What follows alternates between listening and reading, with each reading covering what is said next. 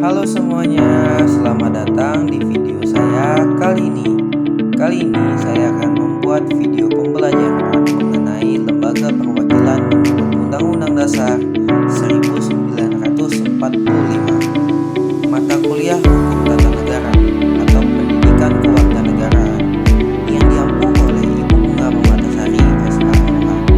Dan saya yang membuat dengan atas nama Rizky Ferdian, NIM 41125111063, kelas D semester 2, Fakultas Hukum Prodi 1 Hukum. Oke, langsung saja lanjut ke videonya. Oke, kita masuk ke pembahasan yang pertama mengenai demokrasi dan suara rakyat. Indonesia adalah negara demokrasi secara harfiah, di mana kekuasaan tertinggi secara mutlak berada di tangan rakyat. Dengan jumlah penduduk lebih dari 270 juta jiwa, sistem perwakilan menjadi kebutuhan mutlak karena tidak memungkinkan untuk merumuskan undang-undang secara langsung setiap harinya.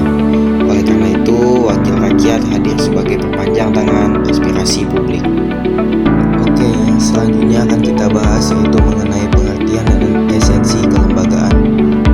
Yang pertama, badan pembuat undang-undang berperan utama dalam membuat dan menetapkan hukum yang berlaku melalui proses persiapan hingga mencapai kesepakatan bersama. Yang kedua, parlemen atau kongres. Meski dikenal dengan nama yang berbeda-beda di seluruh dunia, sifat dan fungsinya sangat universal sebagai representasi suara rakyat. Yang ketiga, simbol kedaulatan. Bukan sekadar gedung tempat berkumpulnya politisi, melainkan wujud kedaulatan rakyat dan wadah utama rekrutmen politik negara. Selanjutnya, dinamika sejarah ketatanegaraan. Yang pertama, era kemerdekaan. Pembentukan fondasi awal sistem perwakilan negara pasca proklamasi Republik Indonesia. Yang kedua, Orde Lama dan Baru. Dinamika sistem perpolitikan dan sentralisasi yang mewarnai perjalanan awal lembaga legislatif. Yang ketiga, era reformasi. Amandemen Undang-Undang Dasar 1945 membawa perubahan besar demi memperkuat posisi lembaga perwakilan rakyat. Yang keempat, check and balance. Penguatan mekanisme untuk saling mengawasi dan mengimbangi jalannya kekuasaan antar lembaga. 3 fungsi universal perwakilan.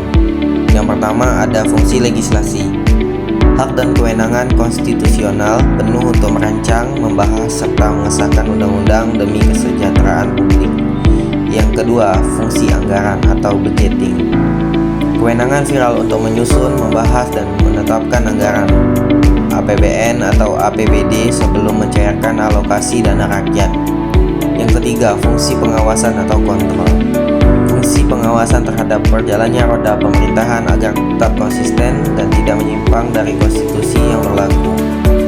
Selanjutnya ada struktur sistem bikameral, yaitu Majelis Permusyawaratan Rakyat atau MPR dalam sistem ketatanegaraan Indonesia kini terdiri dari 2 kamar utama, yaitu Dewan Perwakilan Rakyat DPR dan Dewan Perwakilan Daerah atau DPD. Selanjutnya, otoritas utama DPR RI. Yang pertama, sebagai lembaga yang mewakili partai politik, DPR memegang otoritas sentral dalam pembentukan perundang-undangan.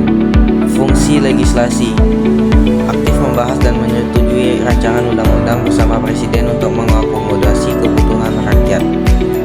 Fungsi anggaran, memastikan tingkat transparansi yang tinggi dan keadilan dalam alokasi dana negara demi pemerataan kesejahteraan sosial. Fungsi pengawasan, secara ketat mengontrol berbagai kebijakan pemerintah agar tidak ada yang melenceng dari konstitusi. DPD RI, penjaga suara daerah, representasi khusus daerah.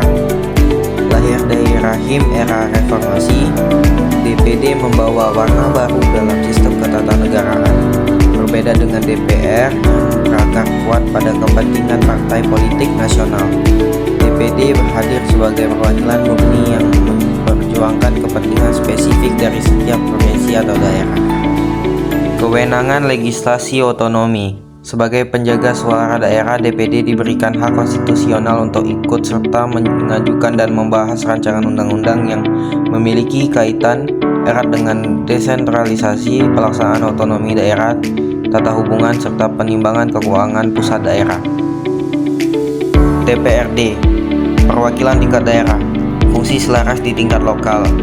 Di tingkat provinsi hingga kabupaten kota, DPRD mengemban amanat yang selaras dengan parlemen pusat bersama kepala daerah, yaitu gubernur, bupati, wali kota. DPRD merumuskan dan menetapkan peraturan daerah atau perda demi memenuhi kebutuhan sosio-kultural lokal secara tepat. Mereka juga menetapkan APBD untuk menjamin efisiensi alokasi dana publik serta menjalankan fungsi pengawasan demi terciptanya tata kelola pemerintah yang bersih, akuntabel, dan transparan atau good local governance. Urat nadi demokrasi bangsa. Lembaga perwakilan baik DPR, DPD maupun DPRD bukanlah sekedar wadah membuat aturan birokrasi, melainkan jembatan vital penyambung lidah rakyat seutuhnya. Maju tidaknya sebuah negara berdaulat sangat bergantung pada sejauh mana para wakil rakyat menjalankan seluruh fungsinya dengan integritas dan tanggung jawab moral yang tinggi.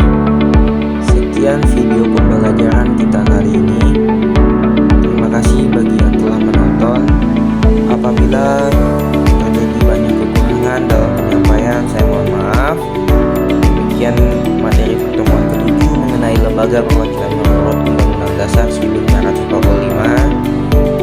Saya akhiri, wabillahi taufiq wal hidayah. Wassalamualaikum warahmatullahi wabarakatuh. See you in the next video.